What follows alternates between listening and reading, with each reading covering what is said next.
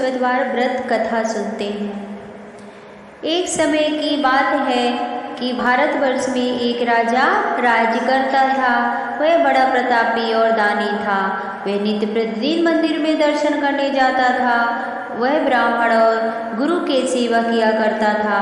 उसके दरवाजे से कोई भी निराश होकर नहीं लौटता था तथा वह प्रत्येक गुरुवार को व्रत रखता था एवं पूजन करता था। हर एक दिन गरीबों की सहायता किया करता था, परंतु यह सब बातें उसकी रानी को अच्छी नहीं लगती थी। वह न व्रत करती और न किसी को एक पैसा तक दान में देती थी तथा राजा से भी ऐसा करने को मना किया करती थी।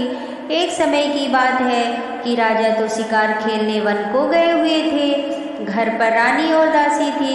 उस समय गुरु बृहस्पति देव एक साधु का रूप धारण कर राजा के दरवाजे पर भिक्षा मांगने गए। रानी से भिक्षा मांगी तो वह कहने लगी कि हे साधु महाराज, मैं इस दान पुण्य से तंग आ गई हूँ। मेरे से तो घर का कार्य ही समाप्त नहीं होता। इस कार्य के लिए तो मेरे पतिदेव ही बहुत हैं। अब आप इस प्रकार की कृपा करें कि यह सब धन नष्ट हो जाए तथा मैं आराम से रह सकूं। साधु बोले, हे देवी, तुम तो बड़ी विचित्र हो। संतान और धन से कोई भी दुखी नहीं होता, इसको सभी चाहते हैं। पापी भी पुत्र और धन की इच्छा करता है। अगर आपके पास धन अधिक है तो भूखे मनुष्यों को भोजन कराओ, प्याऊ लगवाओ, ब्राह्मणों को दान दो, धर्मशाला बनवाओ, कुआं, तालाब, बावड़ी, बाग बगीचे आदि का निर्माण कराओ तथा निर्धन मनुष्यों की कुंवारी कन्याओं का विवाह कराओ और अनेकों यद्यपि धर्म कार्य करो। इस प्रकार के कर्मों से आपके कुल का और नाम परलोक में सार्थक होगा एवं स्वर्ग की प्राप्ति होगी। मगर वह रानी इन बातों से खुश ना हुई। वह बोली, हे साधु महाराज, मुझे ऐसे धन की आवश्यकता नहीं है जिसको और मनुष्यों को दान दूं तथा जिसको रखने संभालने में मेरा सारा समय बर्बाद हो जाए। साधु ने कहा, हे देवी, तुम्हारी ऐसी इच्छा है तो ऐसा ही होगा। मैं तुम्हें वैसा बताता हूँ, तुम वैसा ही करना।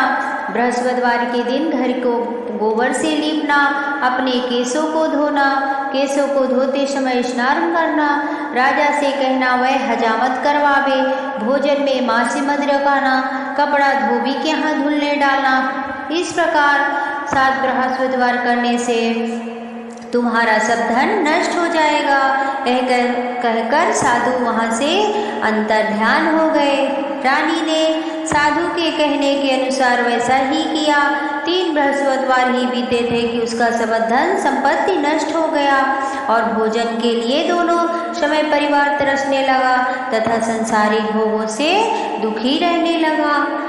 तब वह राजा रानी से कहने लगा कि रानी, तुम यहाँ पर रहो, मैं दूसरे देश को जाऊँ, क्योंकि यहाँ पर मुझे सभी लोग जानते हैं, इसलिए मैं कोई छोटा कार्य भी नहीं कर सकता। देश चोरी परदेश भीख बराबर है। ऐसा कहकर राजा परदेश चला गया। वहाँ जंगल में जाता और लकड़ी काट कर लाता, शहर में बेचता। इस तरह जीवन व्यतीत करने लगा। इधर रानी के घर रानी और दासी दुखी रहने लगी। किसी दिन भोजन मिलता और किसी दिन जल पीकर ही रह जाती। एक समय रानी और दासी को 7 दिन बिना भोजन के व्यतीत हो गए तो रानी ने अपनी दासी से कहा, हे दासी, यहाँ पासी के नगर में मेरी बहन रहती है, वह बड़ी धनवान है, तो उसके पास जाओ और वहाँ से 5 सेर बेझर मांग ला, जिससे कुछ समय के लिए गुजर बसर हो जाएगी। इस प्रकार रानी की आज्ञा मानकर दासी रानी के बहन के पास गई तो रानी की बहन उस समय पूजन कर रही थी, क्योंकि उस रोज बृहस्पतिवार का दिन था। जब दासी ने रानी की बहन को देखा और उससे बोली तो रानी ने कुछ उत्तर नहीं दिया। रानी की दासी ने बोला, मुझे तुम्हारी बहन ने भेजा, मेरे लिए 5 सेर बेझर दे दो। इस प्रकार दासी ने अनेक बार कहा, परंतु रानी ने कुछ उत्तर नहीं दिया, क्योंकि वह उस समय बृहस्पतिवार की व्रत कथा सुन रही थी। इस प्रकार जब दासी ने किसी प्रकार का उत्तर नहीं मिला तो वह बहुत दुखी हुई और क्रोध भी आया और लौटकर अपने घर आकर रानी के पास आकर बोली, हे रानी, आपकी बहन बहुत धनी स्त्री है, वह छोटे लोगों से बात नहीं करती, क्योंकि मैंने उससे कहा तो उसने कोई उत्तर नहीं दिया, मैं वापस चली आई। समाप्त कर वह रानी की अपनी बहन के घर चल दी और जाकर अपनी बहन से कहने लगी कि हे बहन, मैं बृहस्पतिवार का व्रत कर रही थी, तुम्हारी दासी गई थी परंतु जब तक कथा होती है तब तक ना उठते ना बोलते, इसलिए मैं नहीं बोली। कहो दासी क्यों गई थी? रानी बोली, बहन हमारे घर आन नहीं है, वैसे तो आपसे कोई बात छिपी नहीं, इस कारण मैंने दासी को तुम्हारे पास से मेझर के लिए भेजा था। रानी बोली, बहन देखो, बृहस्पति भगवान सब मनोकामना पूर्ण करते हैं, देखो शायद तुम्हारे घर में अनाज रखा हो। इस प्रकार वचन जब रानी ने सुना तो घर के अंदर गई और वहां उसे घड़ा बेझर का भरा मिल गया। तब तो वह रानी बहुत ही खुशी हुई और दासी से कहने लगी, हे रानी देखो, वैसे हमको जब अन्न नहीं मिलता तो हम रोज ही व्रत करते हैं, अगर इनसे व्रत की विधि पूछ ली जाए तो हम भी व्रत किया करेंगे।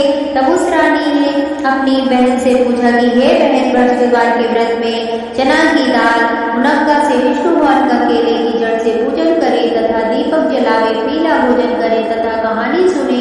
इस प्रकार करने से गुरु भगवान प्रसन्न होते हैं, अन्न पुत्र धन देते हैं, मनोकामना पूर्ण करते हैं। इस प्रकार रानी और दासी ने निश्चय किया कि बृहस्पतिवार का पूजन जरूर करेंगे। 7 रोज बाद जब बृहस्पतिवार का दिन आया तो उन्होंने व्रत रखा, गुड़साल में जाकर गुड़ चना भी लाई तथा केले की जड़ का पूजन किया। अब विष्णु भगवान का पूजन किया। अब भोजन पीला कहाँ से आवे, बेचारी बड़ी दुखी थी, परंतु उन्होंने व्रत किया था, इस कारण गुरु भगवान प्रसन्न होकर 2 थालों में सुंदर पीला भोजन लेकर आए और दासी को देकर बोले, हे दासी, ये तुम्हारे और रानी के लिए भोजन है, तुम दोनों भोजन करना। दासी भोजन पाकर बड़ी प्रसन्न हुई और रानी से बोली, चलो रानी जी भोजन कर लो। रानी को इस विषय में कुछ पता नहीं था, इसलिए वह दासी से बोली, तू ही भोजन कर, क्योंकि तुम हमारी व्यर्थ में हंसी उड़ाती है। दासी बोली, एक महात्मा भोजन दे गया है। रानी कहने लगी, वह भोजन तेरे लिए दे गया है, तू ही भोजन कर। रानी से दासी ने कहा, वह महात्मा हम दोनों को 2 थालों में सुंदर पीला भोजन दे गए थे, हम और आप दोनों साथ साथ भोजन करेंगे। इस प्रकार रानी और बांदी ने दोनों ने गुरु भगवान को नमस्कार कर भोजन प्रारंभ किया तथा अब वह प्रत्येक गुरुवार को भगवान का व्रत कर विष्णु भगवान का पूजन करने लगी। बृहस्पति भगवान की कृपा से रानी और दासी के पास धन हो गया। रानी फिर उसी प्रकार आलस्य करने लगी। तब दासी बोली, देखो रानी, तुम पहले इस प्रकार आलस्य करती थी, तुम्हें धन रखने में कष्ट होता था, इस कारण सभी धन नष्ट हो गया। अब गुरु भगवान की कृपा से सब धन मिला है तो फिर तुम्हें आप पहले की तरह आलस्य होता है।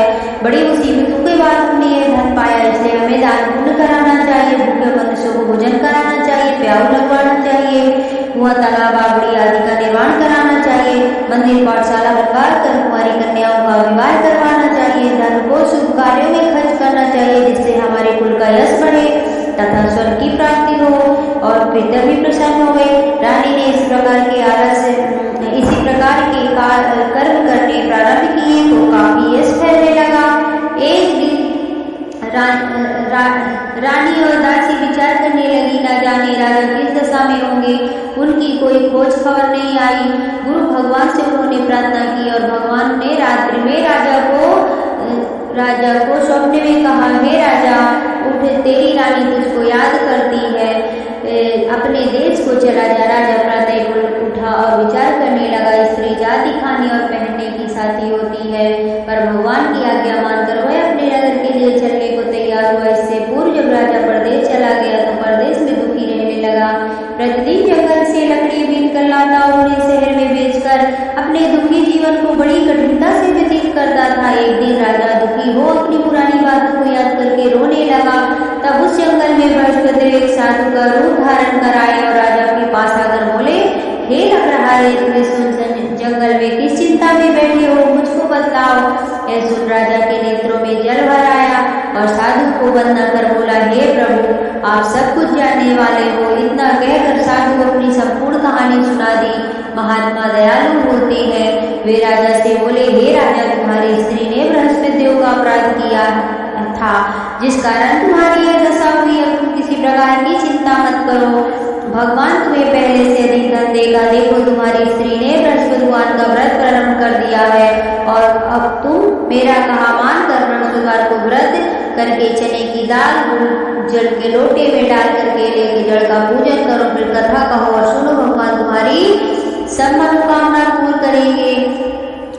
श्रद्धा कहो और सुनो, सब मनोकामना भगवान तुम्हारी पूरी करेंगे। साधु को प्रसन्न देखकर राजा बोला, हे प्रभु, मुझे लकड़ी बेचकर इतना पैसा नहीं मिलता जिससे भोजन करने के उपरांत कुछ बचा सकूं। मैंने रात्रि में अपनी रानी को व्याकुल देखा है, मेरे पास कुछ भी नहीं है जिससे उसकी खबर मंगा सकूं। फिर मैं कौन सी कहानी कहूँगी, तो मुझको पता नहीं है। साधु ने कहा, हे राजा, तुम किसी बात की चिंता मत करो। बृहस्पतिवार के दिन तुम रोजाना की तरह लकड़ियां लेकर शहर को जाओ, तुम रोज से दुगना धन प्राप्त होगा, जिसे तुम भली भांति भोजन कर लोगे। तथा बृहस्पतिदेव की प्राचीन काल में एक ब्राह्मण रहता था, बहुत निर्धन था, उसकी कोई संतान नहीं थी। उसकी स्त्री बड़ी मालिनता के साथ रहती थी। वह स्नान न करती, किसी देवता का पूजन न करती, प्रातः काल उठते ही सर्वप्रथम भोजन करती, बाद में कोई अन्य कार्य करती थी। इससे ब्राह्मण देवता बड़े दुखी थे।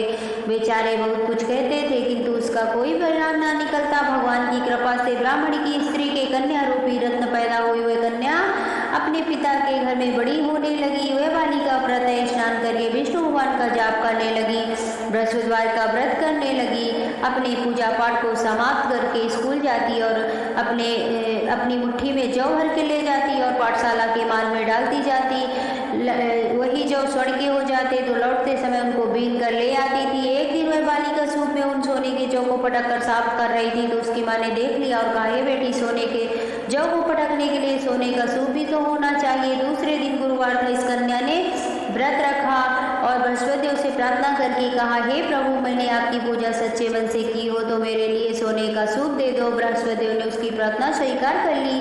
रोजाना की तरह वह कन्या जौ फैलाती हुई जाने लगी। जब जौ लौटकर जौ बीन रही थी तो बृहस्पतिदेव ने की कृपा से सोने का सूप मिला। उसे वह घर ले आई और उससे जौ साफ करने लगी, परंतु उसकी माँ का वही ढंग रहा। एक दिन की बात है कि वह कन्या सोने के सूप में से जौ साफ कर रही थी, तो उस समय उस शहर का राजकुमार वहां से होकर निकला। इस कन्या के रूप और कार को देखकर मोहित हो गया और अपने घर आकर जल और अन्न त्याग कर जाके लेट गया।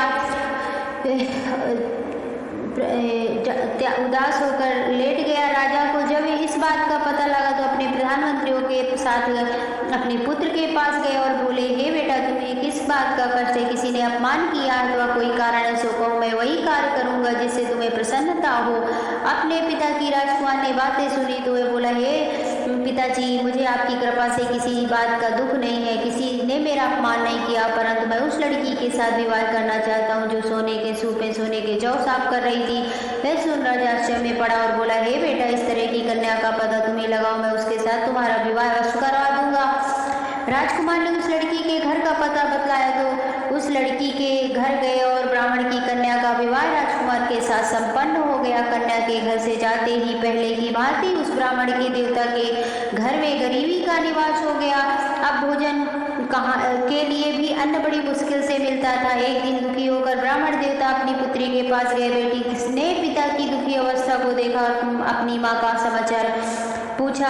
तब ब्राह्मण ने सभी हाल कहा। कन्या ने बहुत सा धन देकर अपने पिता को विदा कर दिया। इस तरह ब्राह्मण का कुछ समय सुखपूर्वक व्यतीत हुआ। कुछ दिन बाद फिर वही हाल हो गया। ब्राह्मण फिर अपनी कन्या के यहाँ गया और सभी हाल कहा तो लड़की बोली, हे पिताजी, आप माताजी को यहाँ लिवा लाओ, मैं उन्हें विधि बता दूंगी जिससे गरीबी दूर हो जाए। वह ब्राह्मण देवता अपनी स्त्री को साथ लेकर पहुंचे तो पुत्री ने अपनी माँ को समझाने लगी, हे माँ, तुम प्रातःकाल उठकर प्रथम स्नान करके विष्णु भगवान का पूजन पाठ करो तो सब दरिद्रता दूर हो जाएगी। परंतु उसकी माँ ने एक भी बात नहीं मानी और प्रातःकाल उठकर अपने पुत्री के बच्चों को जुटन को खा लेती थी। एक दिन उसकी पुत्री को बहुत गुस्सा आया और एक रात कोठरी में सभी सामान निकाल दिया और अपनी माँ को उसमें बंद कर दिया। प्रातःकाल उठ उसमें से निकाला तथा स्नान करा के पूजा पाठ करा तो उसकी माँ की बुद्धि ठीक हो गई और फिर प्रत्येक बृहस्पतिवार को व्रत करने लगी। इस व्रत के प्रभाव से इसकी माँ भी बहुत धनवान हो तथा पुत्रवती हो गई और बृहस्पति जी के प्रभाव से स्वर्ग को प्राप्त हो गई तथा ब्राह्मण भी सुखपूर्वक श्लोक के सुख भोग कर स्वर्ग को प्राप्त हुए। इस तरह कहानी कहकर साधु देवता वहां से लोप हो गए। धीरे धीरे समय व्यतीत होने पर फिर वही बृहस्पतिवार का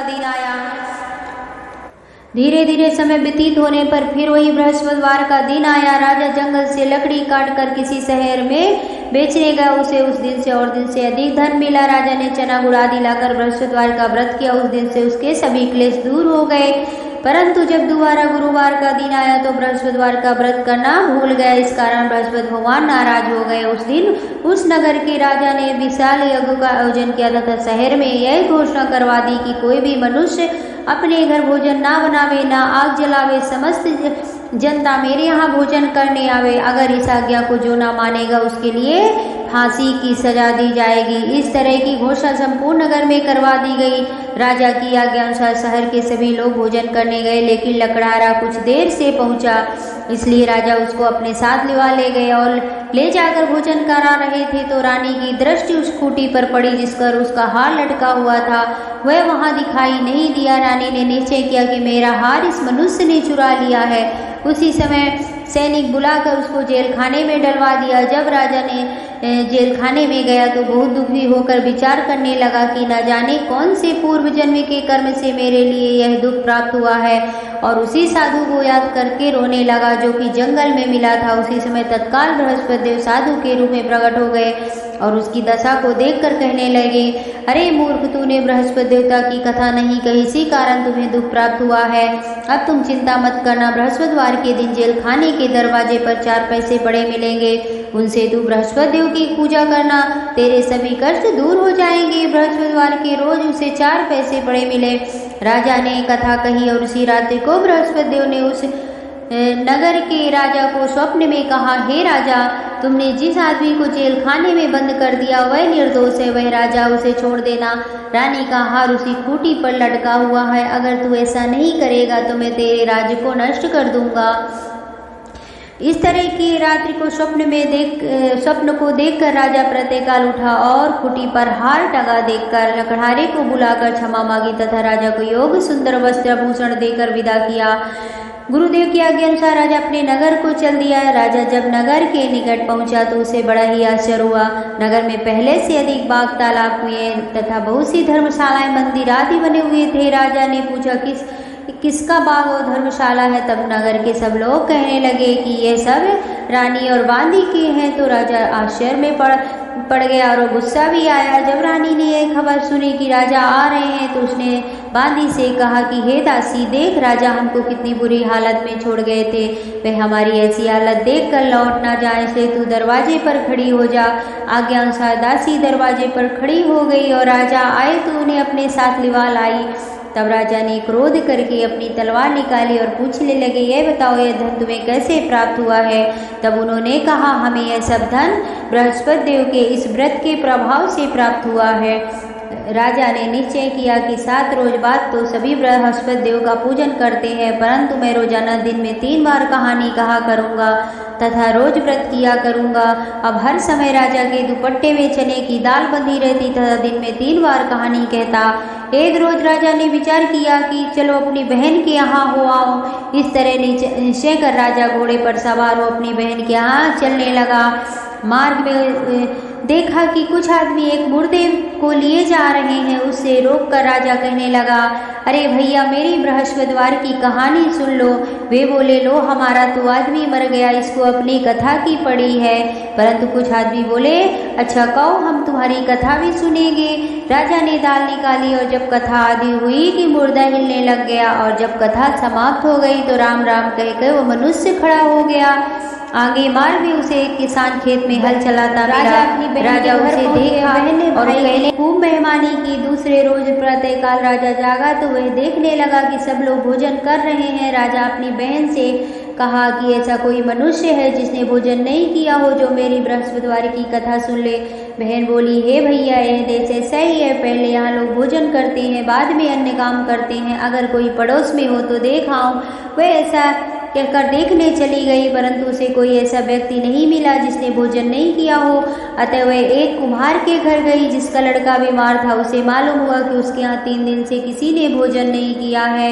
रानी ने अपने भाई की कथा सुनने के लिए कुम्हार से कहा। वह तैयार हो गया। राजा ने जाकर बृहस्पतिवार की कथा कही, जिसको सुनकर उसका लड़का ठीक हो गया। अब तो राजा की प्रशंसा होने लगी। एक दिन राजा ने अपनी बहन से कहा कि हे बहन, हम अपने घर को जाएंगे, तुम भी तैयार हो जाओ। राजा की बहन ने अपनी सास से कही। सास बोली, हाँ चली जा, परंतु अपने लड़कों को मत ले जाना, क्योंकि तेरे भाई की कोई औलाद नहीं है। बहन ने अपने भैया से कहा, हे भैया, मैं तो चलूँगी, मगर कोई बालक नहीं जाएगा। राजा बोला, जब कोई बालक नहीं जाएगा तब तुम चलकर क्या करोगी। बड़ी दुखी मन से राजा अपने नगर को लौट आया। राजा ने अपनी रानी से कहा, हम निर्वंशी राजा हैं, हमारा मुंह देखने का धर्म नहीं है और कुछ भोजन आदि नहीं किया। रानी बोली, हे प्रभु, बृहस्पति देव ने हमें सब कुछ दिया है, हमें औलाद अवश्य देंगे। उसी रात को बृहस्पति देव ने राजा को सपने में कहा, हे राजा, और सभी सोच को त्याग दे, तेरी रानी गर्भ से है। राजा को यह बात सुनकर बड़ी खुशी हुई। 9वें महीने उसके गर्भ से एक सुंदर पुत्र पैदा हुआ। तब राजा बोला, हे रानी, स्त्री बिना भोजन के रह सकती है, बिना कहे नहीं रह सकती है। जब मेरी बहन आए तुम मुझसे कुछ मत कहना। रानी ने यह सुनकर हाँ कर दिया। जब राजा की बहन ने यह शुभ समाचार सुना तो वह बहुत खुश हुई तथा बधाई लेकर अपने भाई के यहाँ आई। तभी रानी ने कहा, घोड़ा चढ़कर तो आई नहीं, गधा चढ़ी आई। राजा की बहन बोली, भाभी, मैं इस प्रकार ना कहती तो आपको औलाद कैसे मिलती। बृहस्पति देव ऐसे ही हैं, जैसे जिसके मन में कामनाएं हैं सभी को पूर्ण करते हैं। जो सद्भावना पूर्वक बृहस्पतिवार का व्रत करता है एवं कथा पढ़ता अथवा सुनता है और दूसरों को सुनाता है, बृहस्पति देव उसकी सभी मनोकामना पूर्ण करते हैं। भगवान बृहस्पति देव उसकी सदैव रक्षा करते हैं। संसार में सद्भावना से भगवान जी का पूजन जो व्रत सच्चे हृदय से करते हैं, उनकी सभी मनोकामनाएं पूर्ण करते हैं। जैसी सच्ची भावना से रानी और राजा ने प्रभु का कथा का गुणगान किया तो उन्होंने सभी इच्छाएं बृहस्पति देव जी ने पूर्ण की। इसलिए सब कथा सुनने के बाद हृदय से प्रभु का मनन करते हुए जयकार बोलना चाहिए और प्रसाद लेकर जाना चाहिए। बोले बृहस्पति देव की जय, बोलो विष्णु भगवान की जय, बोलो लक्ष्मीपति की जय। जय श्री कृष्ण।